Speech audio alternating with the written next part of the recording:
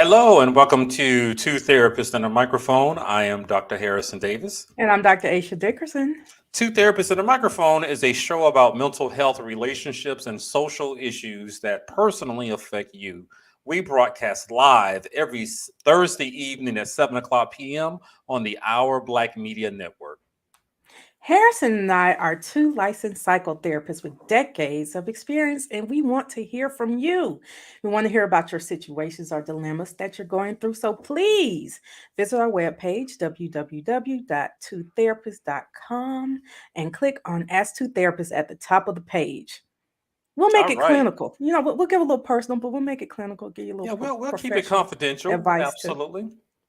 So today's show, we call it Hot Topics, where Dr. Aisha and I we bring up a topic, and we don't let the other person know what we're going to talk about. Surprisingly, last time we had the very same topic. I don't It think was a very hot topic. it was a hot topic, and we needed to talk about it too. Fathers and their grown kids when you're absent. Don't expect a whole lot. So today we have a new batch of hot topics we want to talk about, give some ideas about it, and how possibly you can overcome some of those scenarios. So Aisha, I always like for you to go first to talk I about. always go first, Harrison. You want me to go But okay. first? Yeah, I want you to go first this time. Go I could ahead. do it. I could do it because I got one. So I was out with a few friends recently, and they invited some other guys out, and had a short, brief conversation with a friend of a friend. That means I really didn't know him,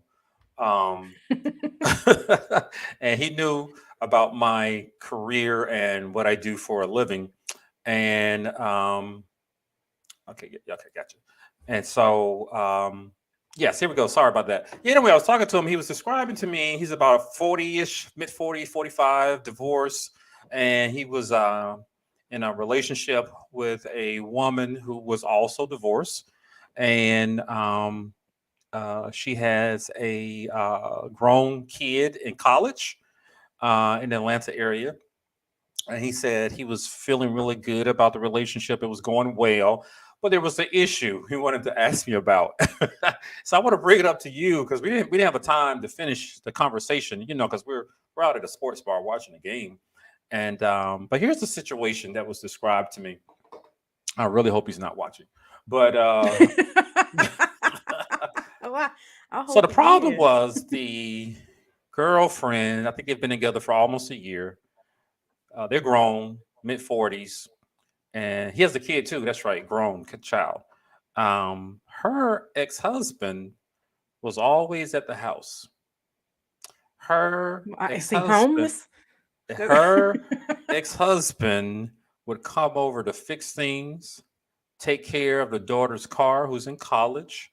And on one occasion, when he took his girlfriend out, I guess, and brought her back to the house. I don't know the situation. The ex husband was in the house eating at the kitchen table. Now he said he had a good relationship with the dude. He was cool. They didn't have any issues. The reason they broke up, the girlfriend and her ex husband, was because he cheated on her and got another woman pregnant. So all of that was cool. He was just really bothered and wanted to know, was it right for him to feel so uncomfortable that he's always there? It's like the place was still his, and it was the house that he said they own together. And whatever the arrangement with the divorce, she's the wife, ex-wife stayed there, and the daughter's off to college now. But was acting like the house was still his and still had ownership of it. Although he had no weird vibes with the ex husband, he was always concerned about he would come over to pick up things, to fix things in the house, would just come over sometimes. And he was really shocked that he was there eating at the kitchen table by himself when he took his girlfriend back home and he saw the ex husband's car there. So I wanted to bring this up. We didn't have a chance to finish that conversation, but wanted to hear what are your I think those are all the details. Those were the significant details. But he was growing uneasy about the how the ex husband was always there. And the girlfriend was like cool with it, was sort of sending him signals like it's no big deal. He's cool. You two can hang out if you want to, but he was always there in the house. So what do you make of that? So I do have more questions. Like, how long have they been divorced? And I know that they have a college age daughter. Did he give you any information on how how long they've been divorced? He did not mention. I did not ask. Okay. Mm-mm. Because there's a big difference between him being at the house and them having been divorced like 10 years and Yep, him being at the house and they've only been divorced 1 year. If they've only been divorced 1 year, I could guarantee you that he's doing a lot more than fixing stuff around the house if that's he's what still he's showing up there. wondering. Okay. So that could still be the case if they've been divorced 10 years, but whatever's in their divorce, if she's living in the house, he shouldn't be able to get in and out, especially now that the daughter is in college. Yep, She's an adult. They have a lack of boundaries. And outside of this one issue, or what we're identifying as the issue, there's a bigger issue, and that's lack of boundaries. If she has an issue with boundaries there, she's yep. going to have an issue with boundaries with you. She's going to have an issue with boundaries with your ex-wife, with your children. This woman's boundaries are all over the place. Now, I mean, I don't know everything about her boundaries, but I'm saying this is one That huge that's enough. one. Yeah, So, yes. Yeah, so that's great what you just brought up, because that's eventually where the conversation steered toward. I didn't ask about how long they had been divorced. But that's a great question. But it was suspicious behavior oh, for him. definitely. And he was uneasy with it because dude was so comfortable in that house. Well, You know. and I think it would be different if the story was that he just so happened to get along with the ex-husband really well, and the Yeah. ex-husband was always there because they were friends. Now I've seen that happen, and although it's weird to me, it's just weird. Yeah. It's something completely different when the But ex-husband is that's not the always case there here. because of his ex-wife. Yeah, that wasn't the case, and he was just like I mentioned, he thought it was suspicious. He didn't know what to think of it, and it was all he was being preoccupied, with thoughts about what's going on. Why is he there? Is he spending the night? He asked her. Was the old boy spending the night? He was aware he had another kid, the ex-husband and everything, and he didn't understand why they were still so close.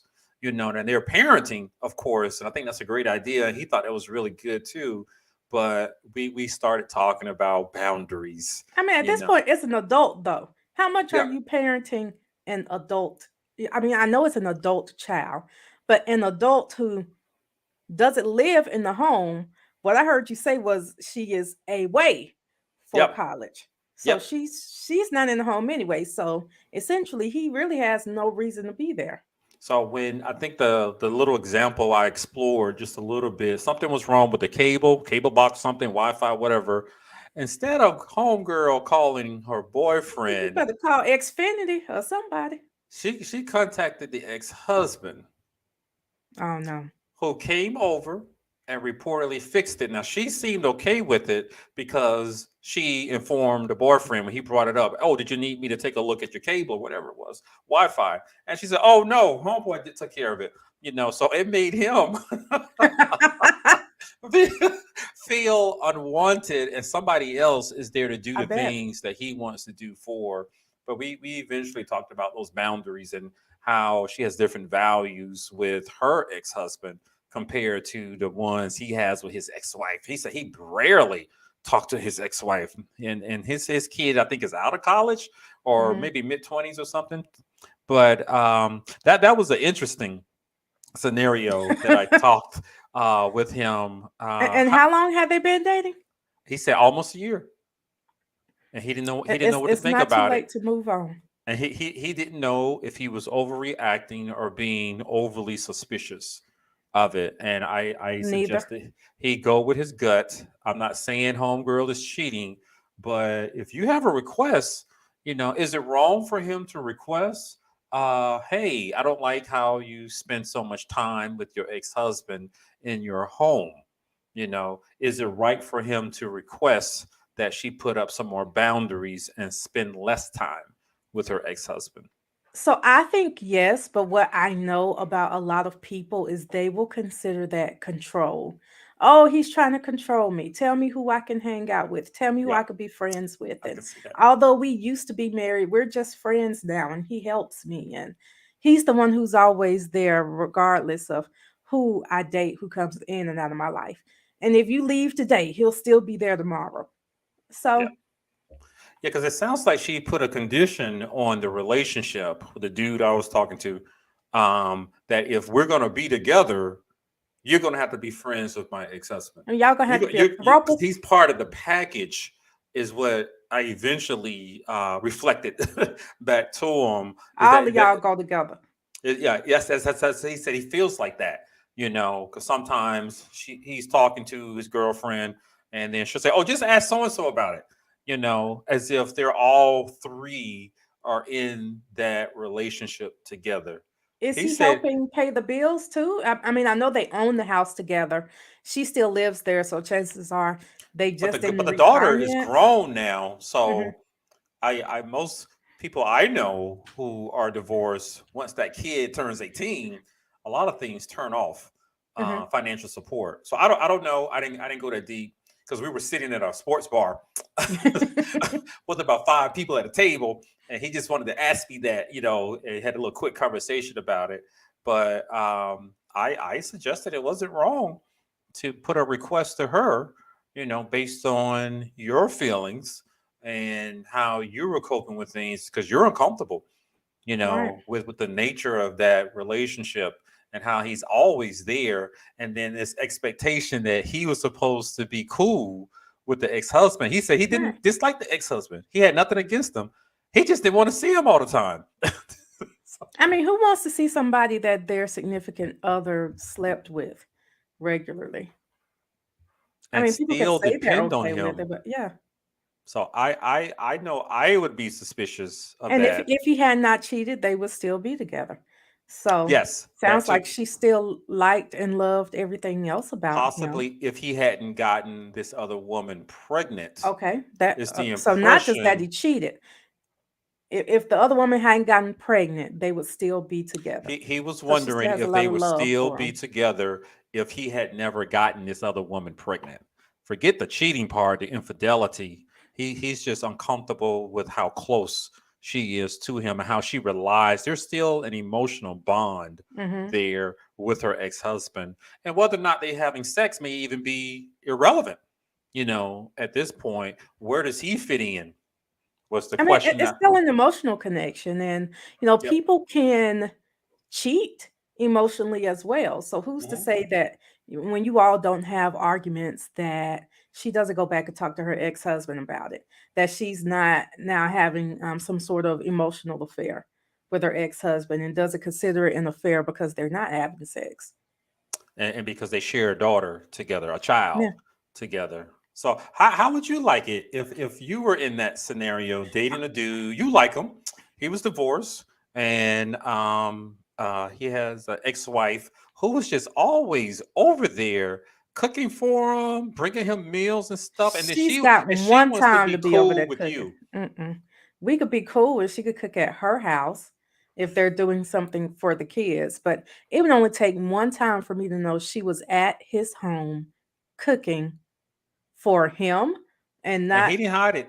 And he and didn't not hide their it. kids, and Like they're still a family. that doesn't work for me. Now, here's the thing, it works for some people. So it might work for this guy you're talking about, but it No, wouldn't it's work for not. me. It's not. I Y'all can know this tell. about me. I don't do that. I These just are wanted to things ask everybody knows from a about me. woman's perspective if the tables were turned because he seemed a little torn by it and not quite sure what to do next. Because quite possibly, I could tell he's going to have to make some decisions that might ultimately end that relationship. Because if you're that uneasy that you're going to talk to a stranger, you know, through a friend who you know is a therapist at a sports bar, then it's obviously something on your mind. So I could even almost understand if the children are younger. I know that a lot of people work Yeah. together to make sure that the children still have some consistency and maybe there's a meal being cooked then and making sure that stuff is fixed at the home because your kid lives there. And even Mm. then, that's still a little boundary blurring. Do But they in this deserve a case, key to the house still? Where they no, can enter and come and go when they want to? absolutely not. That's so cool. I mean, you and your boyfriend go back to his place, and his ex-wife is eating a meal at the kitchen table. I'm just turning around. I'm walking back out. Everybody's blocked. The end. So my suggestion, I don't even think he's listening to the show. I didn't even mention anything about the show. My suggestion would be you set your own boundaries, what you're comfortable with, Right. and put out a request about what your expectations of her, and see how she responds and whether or not she is more loyal to you or to her ex-husband, and keeping up this emotional connection where they still feel like a family. Because he was actually brought this up. He was actually worried about how they were going to spend the holidays and whether or not old dude was going to be there. Oh yeah, he's gonna if he's there when his daughter isn't there, he's definitely gonna be there when she is there. Yeah, but he wants to be the one who fixes the daughter's car or come over and fix the Wi-Fi, whatever those things that guys sometimes do. But Hmm. but someone else is there, so that means someone else is in that relationship, and So it she doesn't. doesn't really need you. That's the feeling that I was getting from him, where he didn't feel needed, and that this was a weird relationship where there's a third person involved, and he was expected to be cool. That's the term he used. He was expected to be cool with old dude, the ex husband, but he didn't want any of that.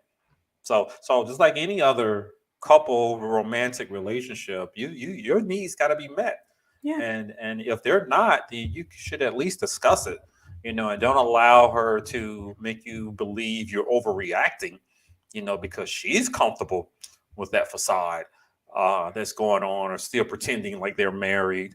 That's the advice that I would give. Any final words from you? Yes. Um, like Harrison said, set your boundaries. She might not be okay with those boundaries, and if she isn't, just go ahead and cut your losses since you've only been together for like a year. And then, shoot me a picture. Depending on your age, I probably got somebody I could hook you up with. She'll be much nicer and won't have her ex-husband around the house. Can you imagine what that leads to later on if they stay together, possibly get married? Can you just imagine? I mean, He's like got a you, a grown man walking around now your house, or I guess, and eventually you all move out of the house, and there's a whole nother grown man in your house. How yeah. would you feel about that, Harrison? No, No, another grown man walking no, around your house. no, not my house, and the other person's house either. No, it's just two people. So that's my advice for all you out there in a similar situation, or somebody in a similar situation. Set those boundaries and those expectations. You have a right to be in the type of relationship you want to be in, and if you don't want to be in a relationship with a third person, even though it's only emotional, I think it's only emotional. I'm not too sure, but you still don't have to like it. So I'm just surprised. I didn't know people did that. Remain so close with their exes where they're still intimately involved in their life and the new person who they're trying to establish something with. I didn't know people did that. I mean, I guess it could be healthy. I'm just having a difficult time seeing how. That's it. It's And if it's he's already I can't see uncomfortable, it. so that's my hot Yeah. topic for All the day. right. That was an interesting one. That is funny. All right. So, anyone who knows me knows how much I love football, especially college football, because I'm from Alabama. I don't care that much about NFL football, not as much as Harrison does. So, college football, and other people who know me know that I am from Montgomery, Alabama, home of Alabama State University. And this past weekend, they had their homecoming against Jackson State, whose current head coach is Deion Sanders. Of course, Jackson State won. I think everybody, people could say, no, I thought Alabama State had a chance. I thought everybody knew Jackson State was going to A win, loss but is a loss. right. But at the end of the game, there, Deion Sanders and Eddie Robinson Jr., they shook hands. Usually they go in for the bro hug. And there seemed to be a little a pushback and some It words. was a And block with is a that what hand. is that what we consider I a saw it. block? I saw it. And then there was the interview afterwards where But Eddie don't Robinson. forget, don't forget that when Dion went to shake the other coach's hand, he put his hand up on his shoulder to keep distance, and he swiped him away and said, "You're not swag." That's the comment Was this he at the made. beginning or was This this at the end? this is At the this end? is at the end At of the end. him Okay. attempting to shake his Oh yeah, yeah. hand on the field after the game. Yeah. So, I mean, I had this conversation with my father yesterday, and we were on two different pages. My dad went to Alabama State, and so he was all like, Deion Sanders was wrong, all that stuff. Really? And I was like, right. Like, I mean, he's all in for Alabama State, but, Okay. Okay. and he's like, Deion ain't swag, but how is he not swag? He I don't brought all understand this that. money to swag. So, according to my father, because Deion went to wherever he went to school, Florida Florida State, State. even though he coaches for Sweat, Eddie Robinson went to Alabama State, so he's Sweat. Oh, he Why does doesn't. it matter where you went to school? I didn't know that. I'm glad you explained that because I didn't get that. I saw the interview Dion did afterwards. He was Hmm. upset. I don't blame him, and he said, "Who is Swag?" And And then now he's made a whole song. I mean, you know what? somebody And made a nothing song else. about it. Deion Sanders is a marketing genius. Yes, he He is. took what Robinson said, and now he is making money off of it. It's the trending hashtag on Twitter. So, Hashtag who was Sweat. so it sounds like I'm glad you explained that. The issue is Deion Sanders did not attend the HBCU, no, Right. and he didn't attend one within the SWAC either. Right. So as if he doesn't belong.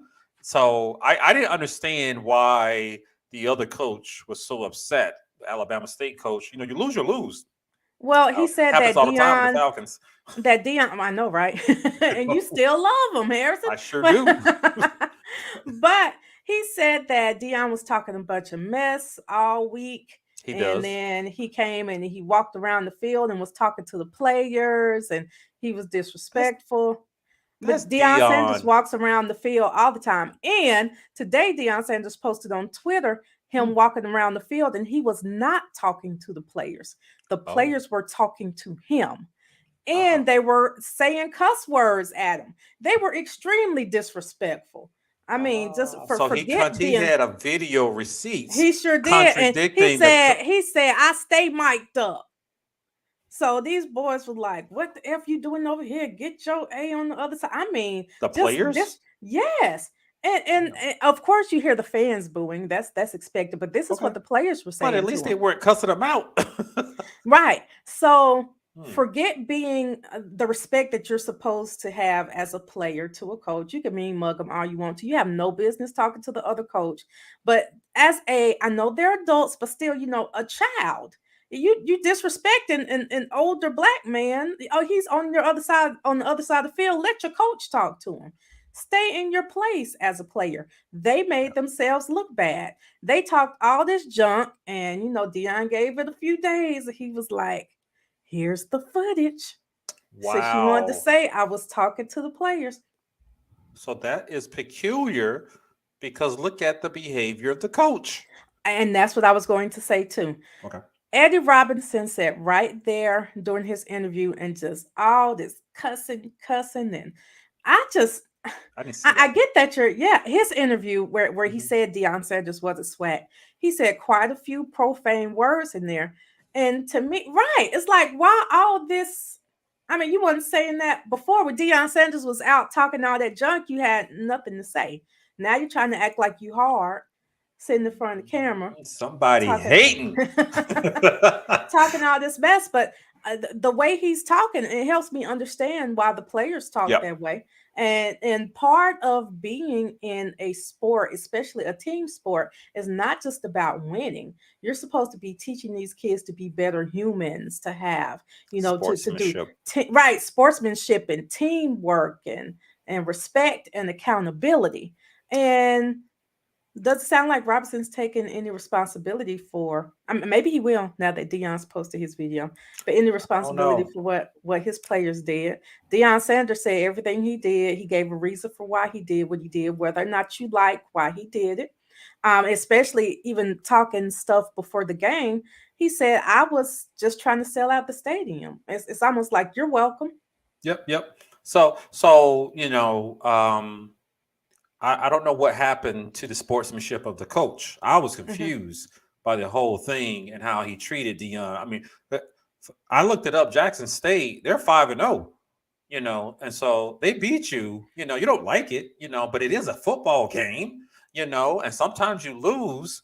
And I thought he made himself look bad, the coach of Alabama State, with that whole behavior and pushing him away after every game, college, pro, the coaches always go up and shake each other's hand, and tell them it was a good game, it was a tough fight, all the little stuff that they say. Hmm. And now he's just making himself look like a spoiled, jealous kid. I'm mad because because Dion is Dion. He played for the Falcons. He played for the There's Braves. nothing here he's going to be able to do to bring Dion down. That's If he prime he all he time. did was brought this man up more. You did the opposite of what you wanted to do. Dion is prime time. He's talked about it, and I'm happy he's at Jackson State, at HBCU. He's brought a lot of notoriety to it. He has elevated the athletic program. The Hmm. university enrollment is up. He's getting more money donations, and That's within their right. foundation, He gets is not only helping endorsements out for with his players. athletics, scholarships as Yeah. well. So I'm not mad at him. I don't keep up with Jackson State, but to act so jealous, that's the issue. And then your own players, and apparently he didn't correct his own players who were cussing out. He refused to believe they did anything. He thought Dion was walking around talking to them. He Mm. just didn't know there's always a camera and He a doesn't microphone like following Dion's Dion. celebrity, is what it sounds like. That's what it sounds like to me too. And so now Eddie Robinson Jr. is the son of Coach Eddie Robinson, who was the coach of Grambling Yep. way back in the day. Yep. And he played for Alabama State. And so yeah, he is swag and he's real big in HBCU football. And that's great. I'm glad that you have that legacy. However, we can't dismiss the fact that Deion Sanders has done a ton for swag and HBCUs as a whole in Absolutely. the last few years. Absolutely. And when they had the championship game, I think it was last December, Swag versus Miak, Yeah, the and it swag was MEAC here in championship. Atlanta. I went. Yeah. I took my daughter. Went with my sisters. None of us went to HBCU except my youngest sister. But it was fun. I went because of Dion and how he was promoting it. He told Atlanta, "Come on out. Enjoy the game, support these HBCUs." And I went there. We had a ball. Yeah. But if Dion Sanders had not been the coach, it is unlikely that I would have gone to that game, because I just don't know any of the schools. So I appreciate you, Deion Sanders, and what you do, and you teaching those young guys how to compete, on the field and off Yeah. the field, is my understanding. Hmm. Instead of Alabama State coach getting mad and jealous about it, you might want to just stand back and take some notes, you know. I mean, I would hope that they at least sit down and talk about it later. Still, now I wonder if he'd be willing to do that, or if he's still too butthurt from the loss. I don't know, because Dion Every threw some flames on it. He threw some fuel on it. I just saw Dion's part of his post game conference, and the whole about who is SWAC. If it's if not the I ain't team sweat. that's 5-0, the only undefeated football team within that particular division, the SWAC division. What is it that you talk about? If you want to be SWAC, then why don't you be 5-0? Is what he was Well, really saying. and he had to build up to that. Their record wasn't that great, the previous year. So it's not like he just came out and all of a sudden the team was great. He had to build a new team. He had to help them play better. I mean, he had to actually put some work in. And Yeah. so, follow his model. And hopefully the other teams could get. I mean, Deion Sanders and Megan the Stallion. They got a lot of people going to HBCUs now. They sure do. And Oprah Winfrey. Oh yeah, and Kamala Harris. That is correct. That is correct. So my final thought about that, even on a deeper level, because some of it is a little confusing. Um, why do the black men have to fight each other? And that was my main point. We saw Texas and Alabama, and they had issues. They still shook hands and hugged it Yep. out at the end. We've never seen that happen Yep, with yep. Well, it. I mean, colleges just like, they have rivalries, yeah, and UGA and Alabama, that's a tough game, but somebody's going to win and somebody's going to lose. I just thought it was unfortunate that this black man had to expose his insecurities, this coach, in front of it was a everybody. great show. Like, except that it was a great show before and during and now after. It wasn't Take the supposed to be L, after too, but yeah, take the L, try to do and better next year. yeah, yeah. Or you continue winning the other games. You might see them again in the playoff system, within the Hmm. SWAC system. But I just thought it was unfortunate that that incident happened between two black men, and one of them, who has a lot of celebrity. He uses it too. I don't blame you. Do your thing, Dion. And the other one just appears to be jealous. But instead of admiring that and taking the loss, he decided to do something that was a little childish and immature, Yeah, and it sounds like he's sticking to it. yeah. Trying to make Dion the enemy. They beat you. The Well, game well, is another over. thing is I really don't know what he thinks afterwards because I don't know if he's even on social media, but if he was, he doesn't have any type of social media following that Deion Sanders does. So, his celebrity is still going to get his word out more than Eddie's is. I mean, you might want to Yeah. make a statement somewhere, sir. And I might be stepping out on a limb with this one, but the message that he's sending out to other younger black men Hmm. on how to handle conflict or disappointment. We all saw what happened at the Oscars just a Oh, few okay, months ago right. when a black man was mad at another black man because of a joke, and he decided to embarrass himself and the other black men by slapping the smack out of him in Hmm. front of the world. I thought that was a poor example of maturity. And here we are with something less severe, but it still sends that same message that, young black man, you can get mad, he can outshine you, he can outdo you, and you go smack him, or you Yeah. push him in the shoulder, to show him, who you are. That's the message that, Assert your dominance at all yes, times. although you lost. But that's what's unfortunate here. And there are a lot of young black men, 18 to 25. They're going to see that and they're going to like that, and Hmm. they're going to try to emulate that. Yeah. And believing that Dion somehow disrespected the coach, and so he deserved what he got. So that's the part that I found very discouraging from that, and it had to happen with two black men. Agreed. Agreed. All right. So, any other final thoughts from you, Dr. Aisha? That was a good one. I, So again, your dad was saying what? What was your dad saying? that Deion Sanders was disrespectful and he Okay. have any business walking on the other side of another team's field and you don't do that and talking to the Ah, players and Dion ain't swag. I was like, Lord, some my dad is unwritten my rules, dad is apparently. 82, so it was not worth my time trying to change his mind. I was just like, all right, Well, he I'm gonna sounds talk set in holla his at you later. ways, but it sounds like there's some unwritten rules. And Yeah. Dion, knowing what I know about Dion Sanders, he may have done that intentionally to throw off the other team, to make them more emotional about the game. He's walking on the opposite side of the field to rile them up, is what But then, what I I'm mean, like, thinking. also then get your emotions together. Come on. Like if Gotcha. you can't hold it together when Deion Sanders is walking around the field, it's gonna be so many other things that happen in your life where you're gonna need to check your emotions. Don't let this get you all out of whack. I agree. I agree. In the swag. Look at you. You got bars, Harrison. All right, guys, this has been a really good conversation between myself and Dr. Aisha. You guys are listening to Two Therapists and a Microphone. I am Dr. Harrison Davis. And I'm Dr. Aisha Dickerson. We will see you guys next week at 7 o'clock p.m. on Thursday, broadcasting live on the Our Black Media Network. See you then.